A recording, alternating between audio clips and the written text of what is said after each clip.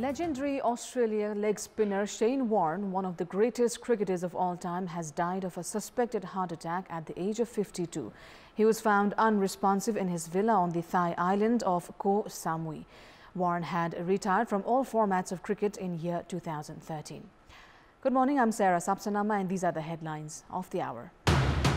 Parliamentary committees remain dysfunctional as parties indulge in power politics. Major tasks related to development, budget expenditure and implementation of constitution and laws obstructed.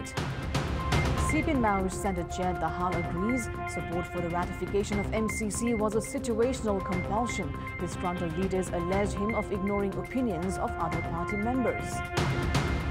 UN says more than 1.2 million people have fled Ukraine to neighboring countries as the Russia-Ukraine war enters its 10th day.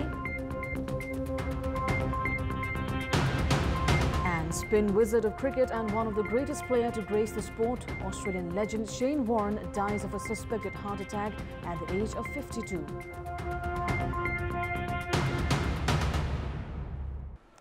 16 committees of the House of Representatives considered mini-parliaments are currently inactive, as the committees with the authority of monitoring the actions of the government remain dysfunctional. Significant tasks related to development, budget expenditure and the implementation of the Constitution and the laws have been obstructed.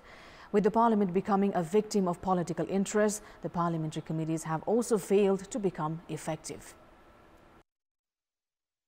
58th report of the Office of the Auditor General was published almost 7 months ago. However, the Public Accounts Committee of the Parliament is yet to study the report. As the committee is yet to hold its meetings on a regular basis, remaining works of the 57th report are yet to be concluded. With the Accounts Committee chaired by a Nepali Congress parliamentarian, opposition CPN-UML has boycotted its meetings. With the financial indicators on a downfall, capital expenditure at a sorry state and the development works yet to gain momentum, the Finance and Development Committees of the Parliament are yet to pay attention. Recruitment and management of human resources are in a sorry state and the Security Department are yet to be managed well, while efforts are yet to be made to regain the territory of the country included in the political map with an amendment in the Constitution. The State Affairs and the Good Governance Committee of the Parliament, which is responsible for such issues, shares a similar plight. The committee has not held a single meeting as 4 of its members, including the chairperson, are officiating ministers in the cabinet. Other committees, including International, Industries, Law, Agriculture, Women, Sustainable Development and National Affairs, are also dysfunctional. Impact of obstructions at the Parliament because of political power play has been reflected in these committees as well. However, these entities have also failed to perform in an efficient manner because of the lack of interest of the chairperson and members and the lack of expertise. With the parliamentary committees remaining ineffective, major works related to implementation of the Constitution and the laws have been halted. CPN Maoist Centre Chairperson Pushpa Kamal Dahal, who is facing criticisms for his role in the ratification of the Millennium Challenge Corporation MCC Nepal Compact, has said that the party had to lend its support to the process because of the compulsion and the need of the moment. Dahal, who on the next day of the ratification had said that the parliamentary approval of the American aid had saved the country from a major accident, has accepted at the party's Central Committee meeting that it was a situational necessity. Addressing the Central Committee meeting, which began yesterday at the City Hall in Brikwati Mandap of Kathmandu, Dahal said that the MCC had to be ratified as the situation had put the Constitution and democratic achievements at risk. According to leader Jayapuri Gharti, Dahal said that despite no possibility of amendment of the MCC Compact, its ratification with the 12-point interpretative declaration had to be considered an achievement. Dahal has clarified that the political leadership had to proceed with the agreement as questions were being raised on the coalition, government and the peace accord.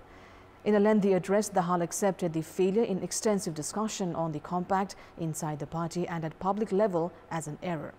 Speaking after Dahal, leader Narayan Kaji Shrestha alleged the party chairperson of ratifying the compact from the parliament without considering the opinion of other leaders in the party against the decision of the party's recent general convention. Shrestha opined that the interpretative declaration did not address the terms and conditions of the compact, which he said were against national interests. Meanwhile, leaders close to the Hall have said that issues of disagreement in the party would be resolved from the Central Committee. After the address of the Hall and Shrestha, the next meeting of the committee has been slated for tomorrow.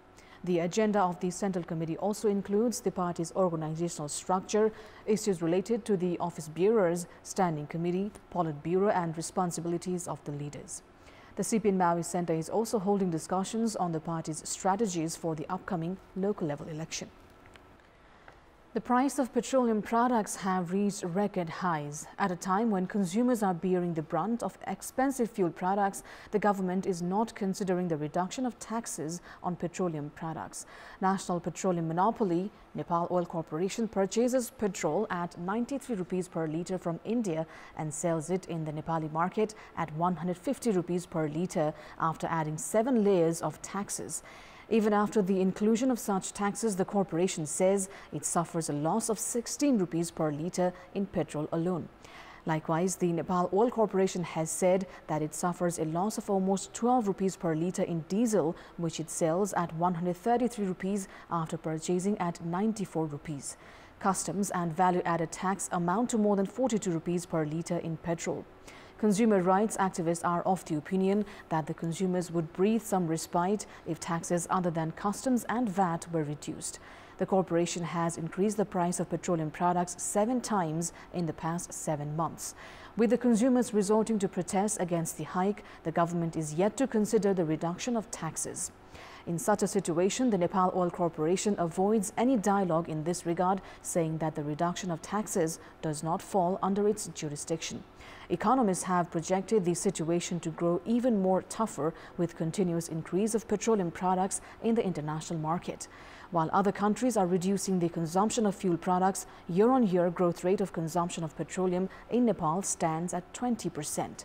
In such a scenario, policymakers and leaders have yet to implement regulations which would promote the use of clean energy produced in Nepal. In our Public Voice segment, we've asked in several provinces why have public representatives failed to deliver their commitments for development. Let's take a look at what they had to say.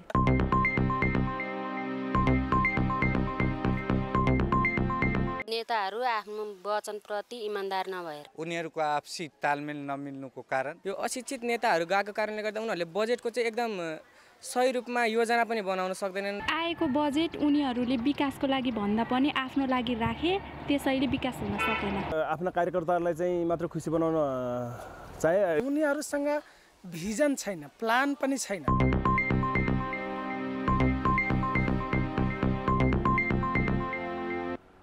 Time now for our segment Public Pulse, where you text us with your opinion.